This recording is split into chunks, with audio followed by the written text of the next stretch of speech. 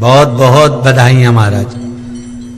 सोमवार की जन्माष्टमी का भी पर्व है, तो आप सभी को अभी से भगवान कृष्ण के जन्म महोत्सव की बहुत बहुत बधाई। हमारे लड्डू गोपाल कल्लू जी महाराज साल में एक बार उनके स्नान का हम लोग करते हैं। तो कल रात्रि को 8 बजे से 9 बजे तक हमारे YouTube चैनल पर, फेसबुक पर आप लोग लाइव ठाकुर जी के 1 घंटे का 8 बजे से 9 बजे तक स्नान का दर्शन रात्रि को कर सकेंगे। मोबाइल पर आप लोग आराम से अपने YouTube, फेसबुक पर ठाकुर जी के सुंदर स्नान का दर्शन, जो साल में एक बार का हम लोग करते हैं, उसका दर्शन आप कर सकते। एक पात्र में जल और दूध ले लीजिए।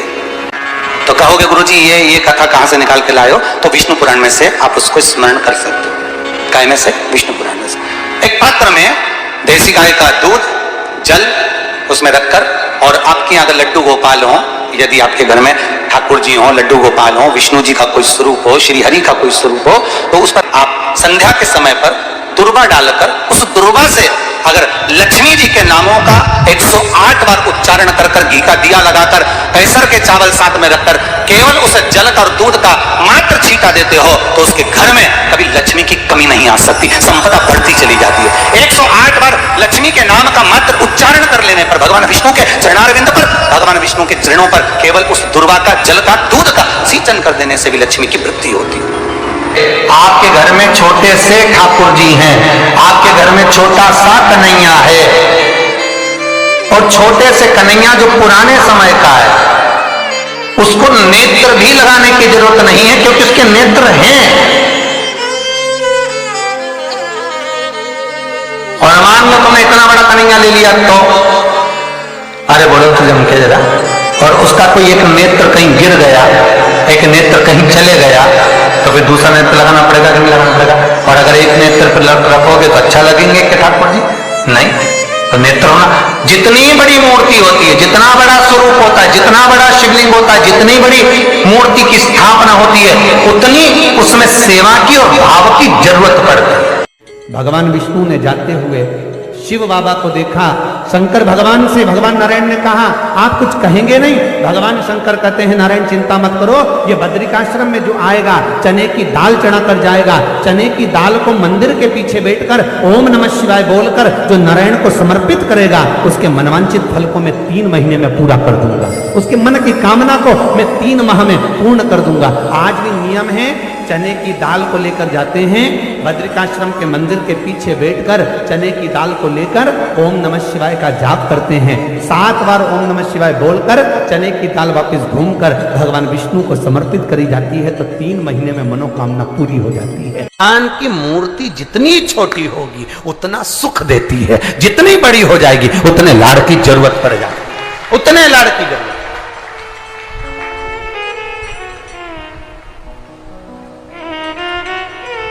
जितनी छोटी।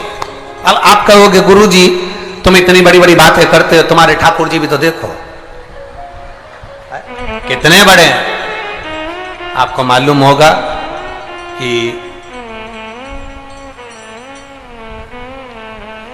इंदौर में कथा थी, बहुत साल पहले, 20-1 साल पहले की बात होगी, 20-22 साल के पहले की। इंदौर के सेठ जिनके पास में ठाकुर जी थे, और उनके कोई गुरुजी, अब गुरुजी तो गुरुजी होते हैं, उन्होंने कह दिया इतनी बड़ी मूर्ति घर में नहीं होना चाहिए। अब उनको कह दिया कि इतनी बड़ी मूर्ति घर में नहीं होना चाहिए, तो वो इनको नर्मदा जी में विसर्जन के लिए लेकर जाने लगे या कहीं देने के लिए जाने लगे। वो हमारे यहाँ कथा में आए थे, तो वो अटैची लेकर आए थे, तो पूछ लिया हमने कि इस अटैची को आप कहाँ ले जा रहे हैं, क्या है इसमें? उन्होंने कहा इसमें लड्डू गोपाल है ठाकुर जी। हमने कहा कहाँ ले जा रहे हैं? हमारे गुरुजी ने कहा इतनी बड़ी मूर्ति घर में रहती है ना, तो तकलीफ होती है, इसलिए हम इनको नदी में, नर्मदा जी में छोड़ने के लिए या आश्रम पर किसी के यहाँ देने के लिए जा रहे हैं। तो हमने कह दिया लाडला है, कहाँ इसको नर्मदा के जल में आप छोड़ोगे, हमको दे दो, हमारे साथ कथा में चलता रहे, आनंद से श्रवण करता रहे, भक्ति करता रहे। और क्या लाडला है वो, उसका नाम हमने कल्लू रखा, हमारा कल्लुआ है, लाडला। जय हो। सोमवार की अष्टमी पड़ जाए, क्या पड़ जाए सोमवार की? जम के बोलो जरा, अष्टमी। या तो सोमवार की अष्टमी पड़ जाए, या हर महीने शिवरात्रि आती है, हर महीने आती है, या तो सोमवार की अष्टमी पड़ जाए या फिर सोमवार की शिवरात्रि पड़ जाए, हर महीने आती है।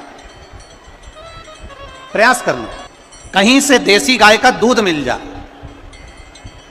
थोड़ा सा दूध देसी गाय का मिल जाए, थोड़ा सा दूध। ऐसी गाय का थोड़ा सा दूध अगर प्राप्त हो जाए, बेलपत्री के पत्ते से दूध कटोरी में लेकर, मात्र बेलपत्री के पत्ते से एक एक बूंद अगर दूध, आप एक बूंद अगर ज्यादा ना मिला हो, एक चम्मच भी अगर आपको दूध देसी गाय का मिल गया हो, और सोमवार की अष्टमी पड़ जाए या सोमवार की, जम के बोलो, शिवरात्रि पड़ जाए, उसमें केवल अगर देसी गाय का दूध मिल जाए, जर्सी गाय का नहीं हो, देसी गाय का अगर दूध मिल जाए, बेलपत्री के पत्ते से, तुम्हारे घर के अंदर अगर शिवलिंग है या मंदिर में शिवलिंग है या तुम्हारे नजदीक में कोई शिवलिंग है, उस पर बूंद बूंद, एक एक बूंद अगर शिवलिंग पर दूध समर्पित कर रहे हो, श्री शिवाय नमस्तुभ्यम, नमः शिवाय, या षडाक्षर मंत्र ओम नमः शिवाय, या 33 अक्षर का मंत्र महामृत्युंजय मंत्र, इसका स्मरण कर कर शिव जी पर देसी गाय का दूध समर्पित कर कर इस बेलपत्री को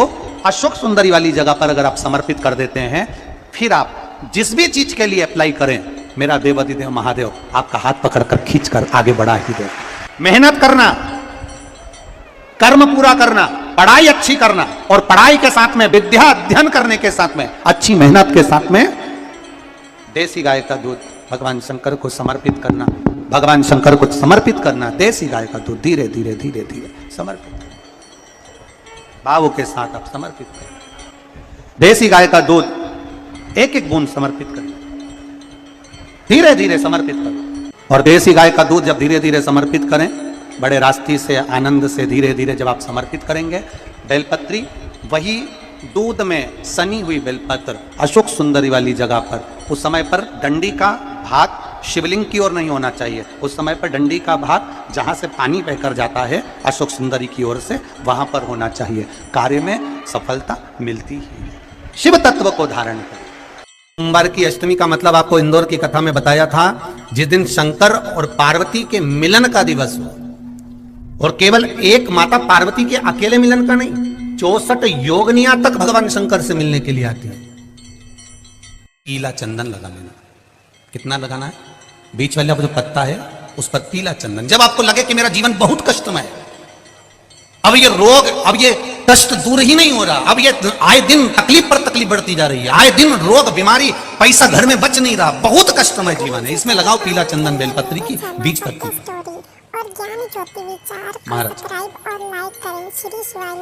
और बीज पत्ती पर जब चंदन लग जाए, लगने के बाद में ये दोनों पत्ती पर लाल चंदन लगा लीजिए।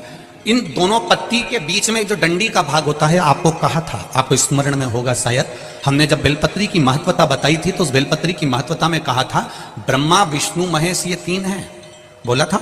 बीच में ये बड़ी पत्ती से लेकर जो 2 पत्तियां होती हैं, इनके बीच में जो जगह बचती है, इसमें मां पार्वती के 64 योगनियां, मां पार्वती अपनी पूर्ण सिद्धि के साथ में जितनी भी देवी के स्वरूप हैं, वो माता 64 योगनियां देवी के स्वरूप में यहां पर विराजमान होती हैं। 2 पत्ती के नीचे से जो डंडी होती है नीचे तक, ये पूरी डंडी में 33 कोटि देवी देवताओं विराजमान होते हैं इस पूरी डंडी के अंदर।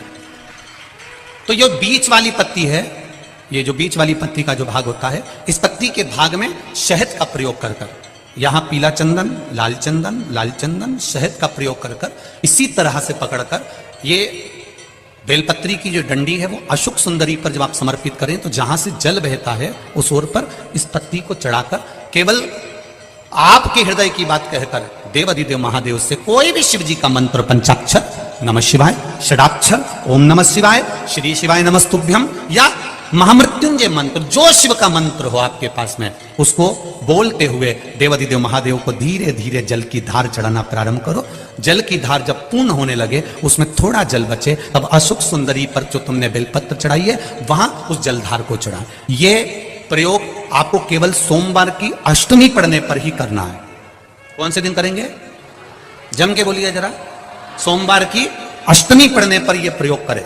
और जल चढ़ाकर बाबा से विनती कर कर उसी बेलपत्र को वापस उठाकर कहीं जलाशय में या किसी पेड़ के नीचे विसर्जन कर दें और 1 लोटा जल वहां भी चढ़ा दें। बस निवेदन कर कर आ जाइए, मेरा बाबा 3 माह के अंदर हाथ जरूर पकड़ेगा और आपको दलदल से बाहर निकाल देगा। हमें बताया था जिस दिन शंकर और पार्वती के मिलन का दिवस हो, और केवल एक माता पार्वती के अकेले मिलन का नहीं, 64 योगनियां तक भगवान शंकर से मिलने के लिए आती है। पीला चंदन लगा देना। कितना लगाना है? बीच वाला जो पत्ता है उस पर पीला चंदन। जब आपको लगे कि मेरा जीवन बहुत कष्टमय है, अब ये रोग, अब ये कष्ट दूर ही नहीं हो रहा, अब ये आए दिन तकलीफ पर तकलीफ बढ़ती जा रही है, आए दिन रोग बीमारी, पैसा घर में बच नहीं रहा, बहुत कष्टमय जीवन है, इसमें लगाओ पीला चंदन बेलपत्री की बीच कलगी महाराज। और बीच पत्ती पर जब चंदन लग जाए, लगने के बाद में ये दोनों पत्ती पर लाल चंदन लगा लीजिए। इन दोनों पत्ती के बीच में जो डंडी का भाग होता है, आपको कहा था, आपको स्मरण में होगा शायद, हमने जब बेलपत्री की महत्वता बताई थी तो उस बेलपत्री की महत्वता में कहा था ब्रह्मा विष्णु महेश ये 3 है, बोला था। बीच में ये बड़ी पत्ती से लेकर जो 2 पत्तियां होती हैं, इनके बीच में जो जगह बचती है, इसमें माँ पार्वती के 64 योगनियां, माँ पार्वती अपनी पूर्ण सिद्धि के साथ में जितनी भी देवी के स्वरूप में, वो माता 64 योगनियां देवी के स्वरूप में यहाँ पर विराजमान होती हैं। 2 पत्ती के नीचे से जो डंडी होती है नीचे तक, ये पूरी डंडी में 33 कोटि देवी देवताओं विराजमान होते हैं इस पूरी डंडी के अंदर।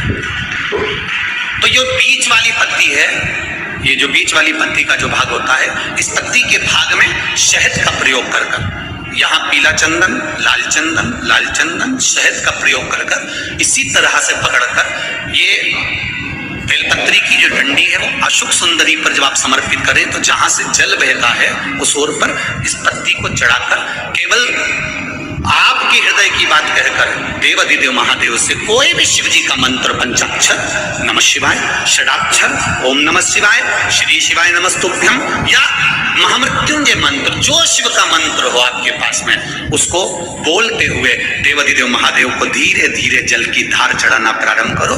जल की धार जब पूर्ण होने लगे, उसमें थोड़ा जल बचे, तब अशोक सुंदरी पर जो तुमने बेलपत्र चढ़ाई है वहां उस जलधार को चढ़ा। ये प्रयोग आपको केवल सोमवार की अष्टमी पढ़ने पर ही करना है। कौन से दिन करेंगे? जम के बोलिए जरा। सोमवार की अष्टमी पढ़ने पर यह प्रयोग करें और जल चढ़ाकर बाबा से विनती कर कर उसी बेलपत्र को वापस उठाकर कहीं जलाशय में या किसी पेड़ के नीचे विसर्जन कर दें और 1 लोटा जल वहां भी चढ़ा दें। बस निवेदन कर कर आ जाइए, मेरा बाबा 3 माह के अंदर हाथ जरूर पकड़ेगा और आपको दलदल से बाहर